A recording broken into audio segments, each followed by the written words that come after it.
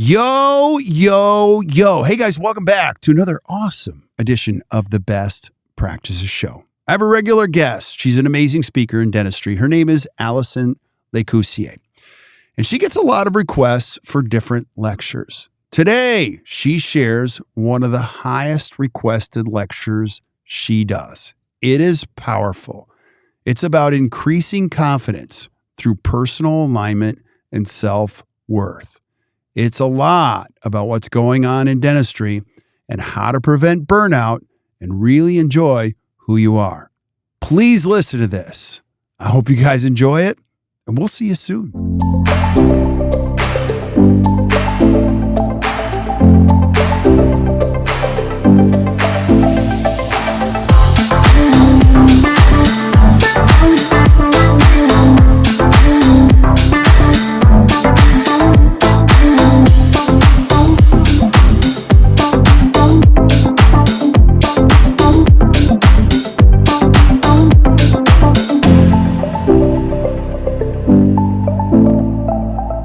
Hey guys, welcome back to the Best Practices Show podcast. Are you enjoying this? I hope you are, because I'm going to keep bringing it with great speakers, great teachers, great influencers to give you some insight to create a better practice and a better life. And I have one of my regular guests. She's a rock star in dentistry, Allison Lacoursiere, and she's going to be helping us through the process of increasing our confidence through personal alignment and self-worth. It's a very, very important topic. So, Allison, thank you so much for being back on. I appreciate you. Oh my gosh, it's my absolute pleasure. I always love our conversations. There's so much energy on this podcast, and your listeners are amazing. Yeah, and before we went live, I was like, how you doing? And now Allison's a rock star, and I'm like one of the old guys in the room, just like cheering her on and the travel and all that. And it's pretty exciting to watch what you do. And I said this before we hit the go button. I love that you're creating your own path in dentistry. Like nobody does what you do. You're kind of in your own category. And we'll talk about some of the other things that you do. But we have so many young listeners now, a lot of dental students. I want people to know who they're listening to. So give them a little background. Who's Allison Lacoursiere? Yeah, thank you. And I have to give you a quick shout out back. Like I was an office manager at one point, and I remember the Greater New York sitting in your lecture, and I was laughing and I was crying and I was learning so much. And so I think as a millennial coming in as a consultant and coach, you have paved the path for a lot of us to really be inspired. So thank you for that. Appreciate it. Yeah. I am a professional coach, and I have specialized in transitions, and I've specialized in specifically women in business. But I got my start as a dental assistant, an orthodontic assistant, treatment coordinator, and office manager. And I helped scale a practice and really transform a practice on my own using clear aligner systems and what I have now kind of coined the humans first methodology, which I think in our world today is so important, where we honor the human beings in our practices, ourselves, our team, our patients, and then we evolve into being better professionals. And so I think that really leans into the topic we're talking about today, because I was a really high performing person and wanted to achieve all these levels of success, but I realized that we couldn't do it without addressing ourselves from the inside out. Like we have to understand ourselves, know our values, know so many things to achieve the levels of success that we want. And it can't be the other way. And so I became a professional coach. I launched my companies, and I've been helping practices scale using clear aligners. I've been helping them manage their teams, and ultimately just inspiring people to align to their highest level of success. Yeah. And you're doing a great job of it. Great job of it. Tell us, so you're, of all the things that you do, this is one of your highest requested presentations.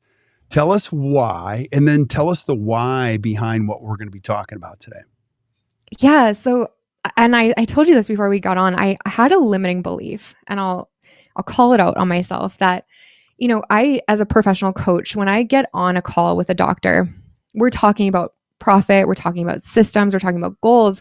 But the reality is, when we really peel back the layers, we're talking about a lot of depth, of fear, of self-consciousness, of not feeling worthy, of not knowing who we are maybe, or that we're enough in order to accomplish these goals. And so I was in my career really talking to a lot of doctors, and we were going deep into this kind of inner work a lot. And I recognized how powerful it was in making shifts in my practices and my doctors' lives that I built a lecture around it.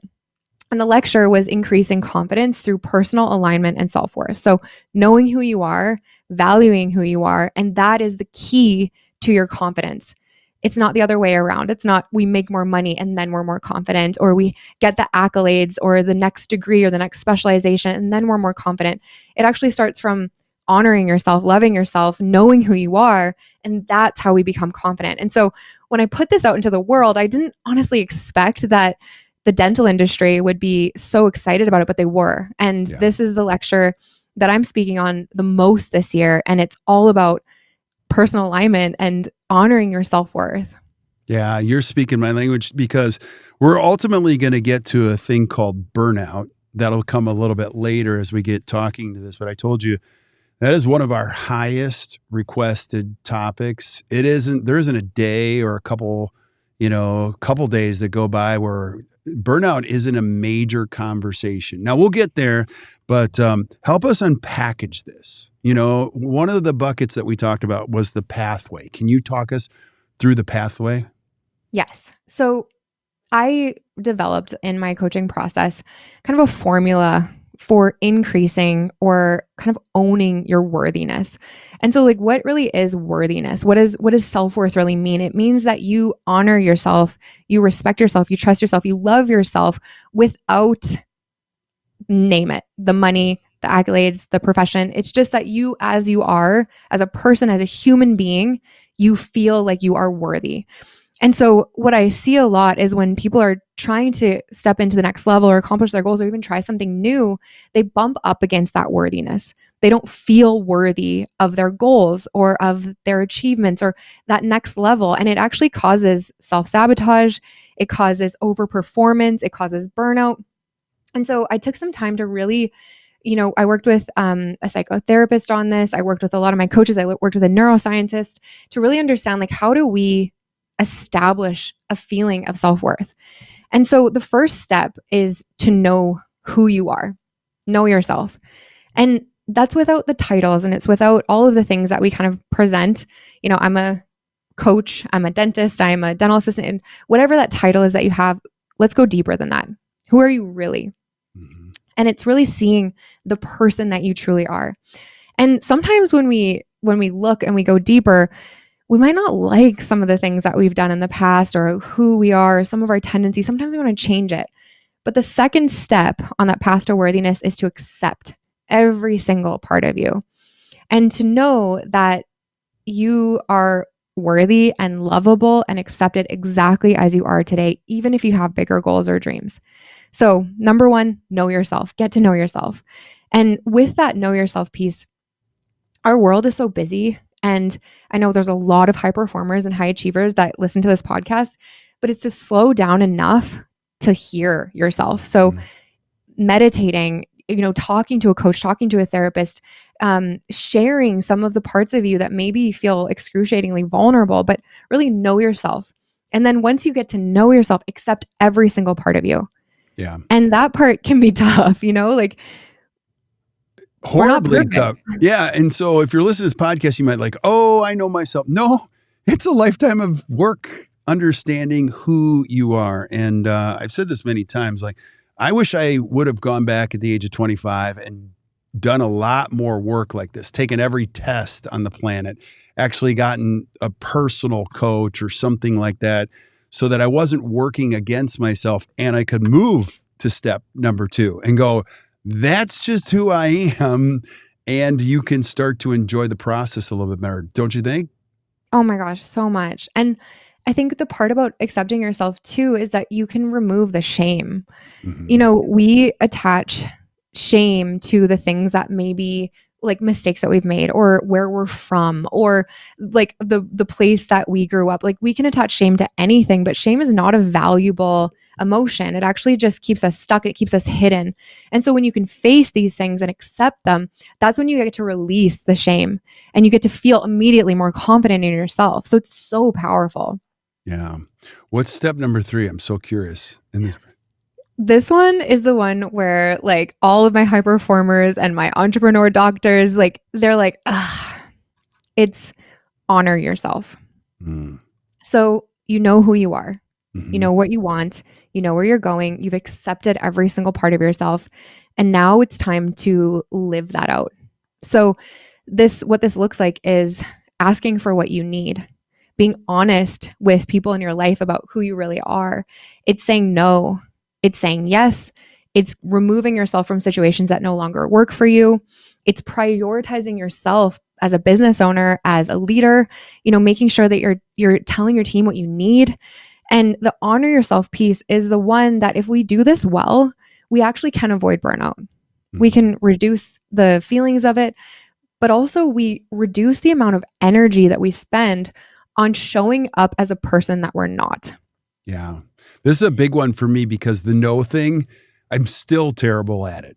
I had the hardest time ever saying no to things. And so I think for me, like honoring yourself, wouldn't you say it's similar to boundaries? Like, this is who I am. I know I should say no, and I'm going to say no. Yes. And you're like, darn it. I said, and then I deal with the emotional, energy that comes with that after. I'm like, I should have just said no. Should have said no. Am I on the right track here? 100%. And I literally had a conversation with somebody today exactly about this, where I needed to say no. And so, it's this path to worthiness isn't just a one and done, like, okay, now I'm worthy. It's a lifelong journey because like you said, when you know yourself 3 years later, you're actually changing and growing and evolving. And so it's just keeping these strategies and these tactics in mind in the whole journey and perspective of your life, and then not making yourself wrong for the times you do say yes and you shouldn't. Because I talk to so many doctors that beat themselves up for things that they should have done differently. They should have known better. And guess what? It's okay. Sometimes we're beginners and sometimes we just didn't make the right choice, but we have to stop making ourselves wrong for that. So yes, with that honor yourself, it's being able to really hold space for the person that you really are. And, some of the reasons why we don't is we don't actually accept ourselves and we want to people please. We don't feel like we're lovable just as we are. So we try to achieve and fill that empty feeling with performance. And I've been there. Oh my gosh, I am like the best performer ever because I wanted to feel worthy. I just didn't know that wasn't from external sources. It was all from inside of me. I'll just say this to piggyback on what you just said that is exactly, we beat ourselves up and there's more emotional energy. And so you're adding a lot of negative emotional energy. I'm like, I should have said no. I should. Now I'll say this to totally support that point. I've heard this many times. It's okay to make a mistake, but to repeat it consistently is really stupid. Don't you think? 100%. And I mean, if you are, again, making the same mistake again and again, like my absolute recommendation is to get really curious about what is this? It's really taking a look at yourself, being honest with yourself and asking what is this and why? What do I need to do to shift this? Because typically if we're making the same mistake again and again, that's hurting us. It's because we haven't accepted ourselves enough or we're not honoring who we are and what we need. So again, don't make yourself wrong for it, but learn from it because all our mistakes really is just information to help us be better. 100%. Now, there's a fourth piece to this. What is that? This fourth piece is love your journey. Okay. So we are all striving. We're all growing. We're all expanding. As human beings, we're designed to expand and evolve. That's what we're here for. But when you are going to wait or until you're perfect or wait until the business hits 3 million next year, or you wait until you're even, out of dental school or own your own practice, whatever you're waiting for, stop and just start to fall in love with your process because our life is happening right now. And when we live in the future or the past, that's when we have anxiety. That's when we have more stress. And so we're already in the moment dealing with whatever it is at hand. I'm in this podcast with you, but if I was here with you now and I was thinking about what I have to do later or tomorrow, or am I going to have this saved for the future, or in the past, I should have done this differently. What we're doing is we're causing a lot of stress and anxiety in this moment. And so when the fourth step comes, you know yourself, you've accepted yourself, you're honoring yourself, and then you're falling in love with the journey.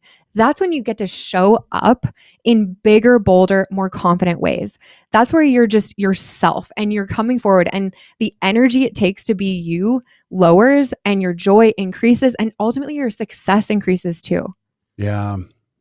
I mean, so much of this resonates. I've gone through so much coaching and therapy myself. And somebody said this, like, once you become the person that you are, that people think you are, and the person that you want to be, there's less, I forgot how it all works, but there's less friction in your life. And so, and again, it's a hard journey and all that. And I have some very specific questions why this is so hard for dentists, but I think we should probably go to bucket number 2, because that's where my questions are going to come from. So Allison, what's in bucket number 2? The consequences. So yes. So when we look at the consequences of not honoring ourselves or not feeling worthy of basically acceptance and love in our everyday life, that's when we open up something that I call the pain gap. So what the pain gap is the person that you truly are, everything that you need truly, your aligned self, and then the person you're showing up as. And so when that gap widens, that's what gets filled with anxiety, low self-esteem, low confidence, stress, burnout. Again, when that gap is this wide, that is the consequence of not being aligned to the truest self that you are. And that's where all of the negative things that, come into our world happen. And it's not to say that like negative things aren't going to happen in your life, but when we can actually align ourselves to these kind of 4 pillars that we just went through and show up that way, we don't have to face the consequences of getting sick from high stress, from picking the wrong partner because we are just trying to feel good enough in our relationships. We can have the hard conversation with our office manager when they're not showing up the way that we want because we feel worthy enough to have people show up for us. So when we can close that pain gap, the consequences of the stress in our lives tend to reduce. Yeah. I love how you said that. You said that so well. Now, here's my question is, why in dentistry is it so hard to do this? What's your hypothesis? Well, okay, this is my hypothesis, and I've thought about this a lot because working with so many dentists and growing up essentially in dentistry, I have been very close with many, many dentists who are incredibly talented, smart people who have been tortured. Like just they've been so stressed and so anxious. And I think that there's a level of like when we tap into the neuroscience, it kind of makes sense. So let me share this with you. So we have something in our brain called our reticular activation system. And our RAS is responsible for like removing all the things that don't really matter. Like for example, if I was talking to you right now and I was listening to my heartbeat, I'd be very distracted. So our RAS kind of just siphons out all the things that we don't really need to pay attention to. And it pulls in the things that have deemed important. And important to a human being is about survival. It's not about thriving. It really is hardwired for survival. And so our RAS either pushes out or pulls in the things that we need to pay attention to or need to ignore. And so when we go to school for 4 years and we're trained to look for small problems every day and feel like the work that we're doing is not good enough, it could be better, it could be more perfect, it could be more appreciated by our patients, we start to create a tendency to pay attention to more problems. To more issues, to the feeling of not being enough, to the feeling of not being good enough. And so there's that. But then also as a dentist, you have an enormous amount of pressure on your shoulders. You're working in small spaces all the time. You're managing a team. You're running a business. And so all of that can add up to be extremely stressful. And I think sometimes a lot of doctors and a lot of high performers really like that this is the high performance bucket of people. They think that what got me here will get me to that next level of success, which is achieve more, do more, say yes to more, perform better. But that causes us, again, to just go on this hamster wheel that results in just depression, burnout, lack of joy in our own lives, wondering like, how am I feeling so bad when I've worked so hard to get where I am today? And really what we're faced with is just misalignment. We're misaligned. We're chasing the wrong thing. And when we can kind of slow down and recognize, again, go back through that pathway and be able to really get aligned to where we want to go, that's when things start to change. Yeah. How receptive, this is brilliant. How receptive are people to the framework when you present this? Is it a hard thing for them to digest, or do people see themselves in this journey a little bit easier? Well, one of the reasons why I got very into neuroscience was that I recognized I'm working with scientists. Like doctors are, they went through a very scientific background. And so I think a lot of this kind of like what used to be looked at as woo woo, it has to be kind of founded in research. It has to be founded in like human beings and how we really are. And so when I was able to pull in my little brother as a neuroscientist, and a lot of what I was teaching and coaching, I was like, please tell me what happens in the brain when this happens. Like even conversational intelligence, what happens in the brain when we have conversations. So he was able to really come forward and validate and teach me a lot of things that happen in the brain. And I think as a doctor, it usually makes sense to them. And they're open to, okay, this isn't working. What can I do that actually would work? So the receptiveness, of course, like the first quality of someone that can make change is a recognition that they want to make change. So that has to happen. But I think going through and understanding like, wow, I am a human being and I am hardwired for survival. And there are certain tendencies that I have that make my life harder. What can I do to learn about myself more and shift this? Yeah. So true, because you almost become dangerous to yourself as you learn more in dentistry. There's a downside, is that you get to see all the ideal and you come back to your life and it's not ideal. And you live in this gap over and over and over again, and you want it to be ideal. And it probably leads to this third bucket, which is burnout. So how does that happen? Why does it happen? And what do we do once we get to that? Yes, 100%. So I feel very lucky that I get to talk to a lot of new young dentists that are just starting their career. And I think that they're more aware of the support that they might need throughout their journey into dentistry. And unfortunately, some of the things we talk about a lot is that comparison bubble, that comparison trap of looking at other people's social media and thinking to yourself, like, I'm not, you name it, like, I'm not good enough. My career's not good enough. My crowns aren't good enough. I'm not doing as well. Everyone else seems to be doing so well. And it's kind of leading to this, what I've been reading about and hearing about is kind of like a collective awakening of wanting things to be more real and talking about the things that are actually going on. And so one of the key factors that will bring you into burnout is, one, that pain gap is who you really are and what you really need. You're not expressing it. You're not asking for it. You're not being it. And so it's this exhausting state to live in where you're always putting a mask on and you're always overperforming and you're always trying hard to kind of just like be in your life and be in your day and uphold the kind of identity that you're trying to create. And so that exhaustion and that consistent kind of overworking, overperforming will ultimately lead to burnout. And, you know, with burnout, I think we've all been there, but when we're there, we do not want to talk about it. We do not want to admit it. Sometimes we don't even want to ask for help because we feel embarrassed. We feel ashamed. You know, I shouldn't be tired. I shouldn't be exhausted. And putting all of that blame on yourself really kind of perpetuates it. And so I would say, like, if you're feeling in your life right now a lack of inspiration, a lack of motivation, if you're like, I'm just not myself, that's one of the first signs to just really ask yourself, like, how am I feeling? What is in that pain gap?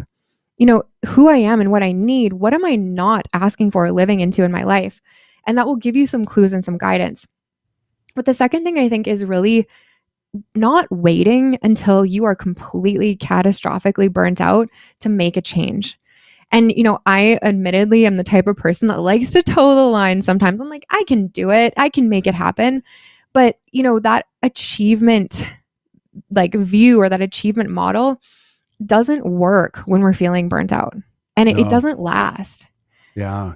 And burnout for me, because I've been there many times, it's such a deep subjective pain. Like you don't even know where it's coming from. And it's very hard to diagnose. I'm not an expert at all, but go back to this. I love when you said, we feel like we want things to be more real. Can you expand on that? That really hits home. What does that mean? So I think it's kind of like part and parcel of even this conversation today. When I put this out into our dental industry and many meeting planners are like, we want this, because I think the conversation is changing in our world where we're not pretending that everything is perfect and showing our highlight reel on social media. And, when someone asks you how you're doing, you just say busy, but good. That's kind of the old model, but I think people are getting really tired of it. And I think what people really need right now is for somebody to say, like, how are you really? Or I've been through that too. Or, I'm struggling right now and I don't know what to do. And for people that are in leadership positions or seem to have their life together on social media, can be honest about life's reality and the struggles. I think that's where connection actually starts to come back. And I think that's where people actually can get the support that they need and feel safe to be who they are. Yeah. Because we're not comparing ourselves to something that isn't real. So, I love social media. I teach social media, but there is a shadow side to social media that has been running and kind of playing rampant in our lives for a while now. And I think it's starting to change because people are sick of seeing things that are just fake or not real. And they need that deeper connection now. They need to feel like they're not alone. Yeah, that's so powerful. I won't mention this guy's name, but I've never met him, but there's a very big podcaster. And I listened to him for a long time, and then he disappeared.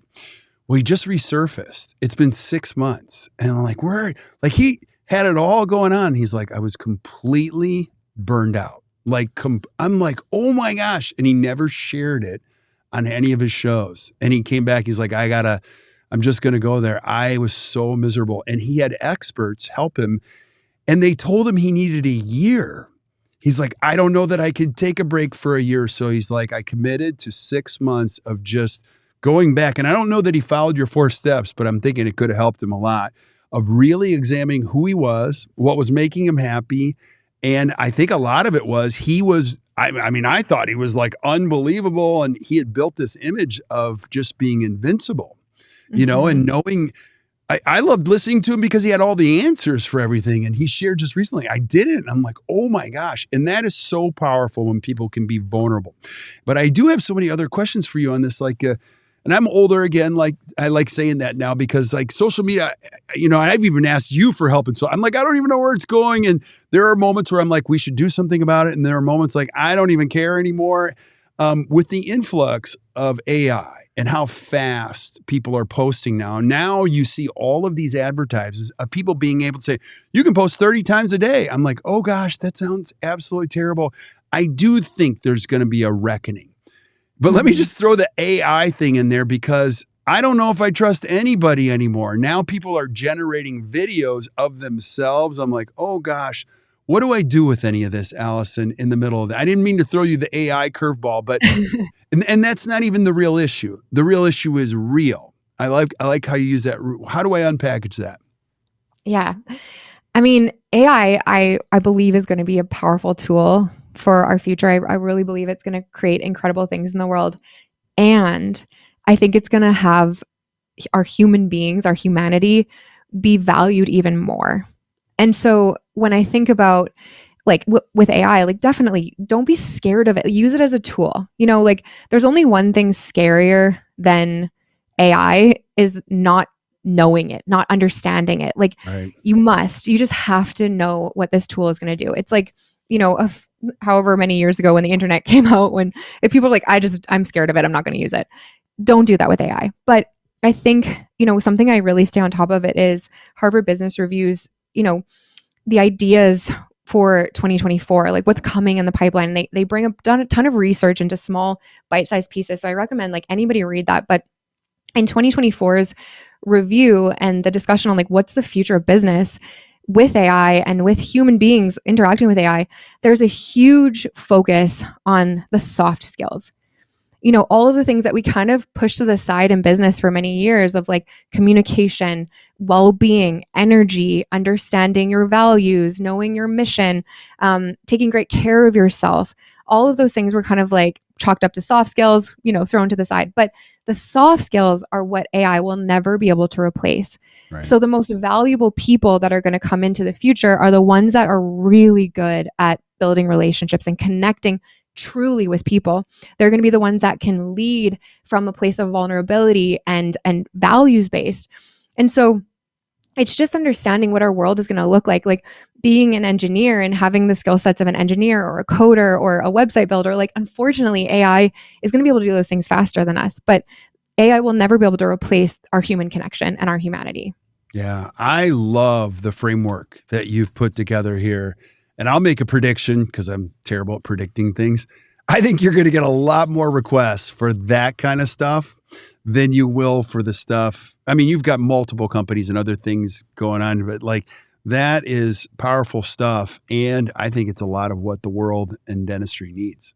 Great stuff. This is so awesome. So, Allison, I want you to talk about some of the things that you're up to and what you're doing, but I also want to put a final bow on this, like a final thought. So give us some final thoughts for our listeners on this.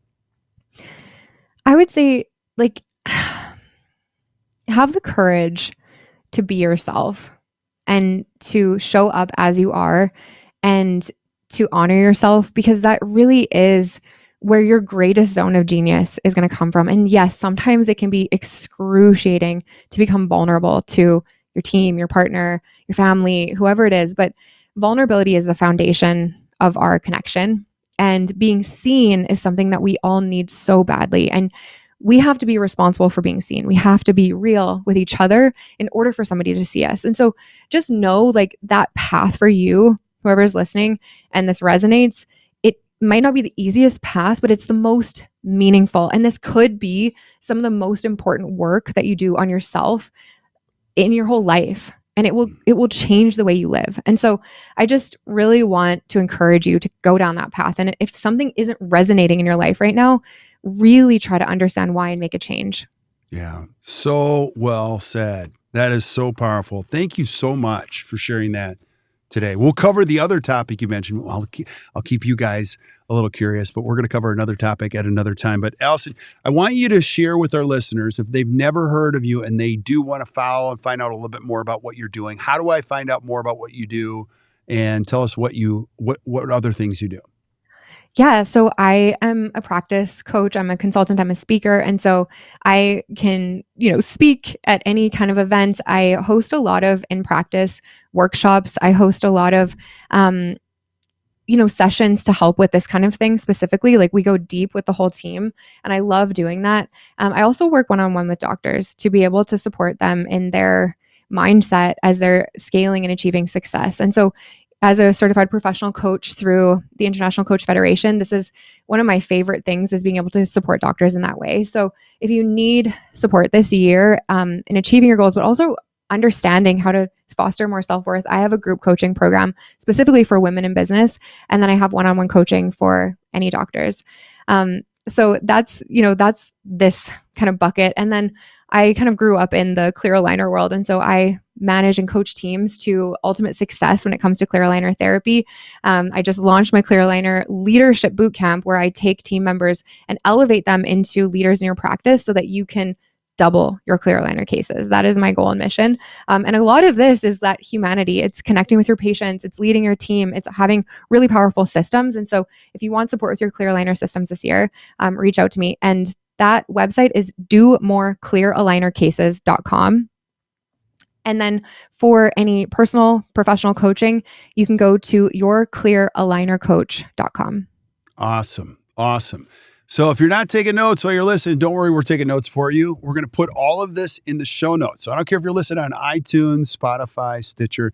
You can flip up to the show notes, and all of the things that Allison has mentioned, those will be links right in there. You can click on it and just go right to it. I'm going to highly encourage you to do that. And if you have a study club and you haven't had Allison speak, what are you thinking? Like, you got to have her speak.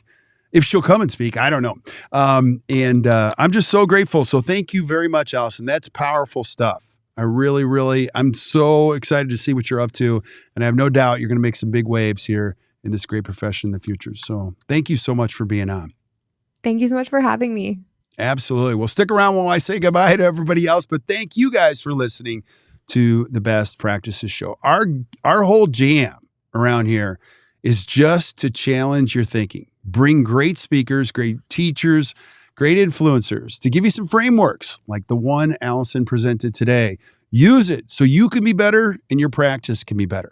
So keep showing up and we'll keep bringing it. So until we see you guys next time, or you hear from us next time, keep watching or keep listening to the Best Practices Show. You guys enjoy your day.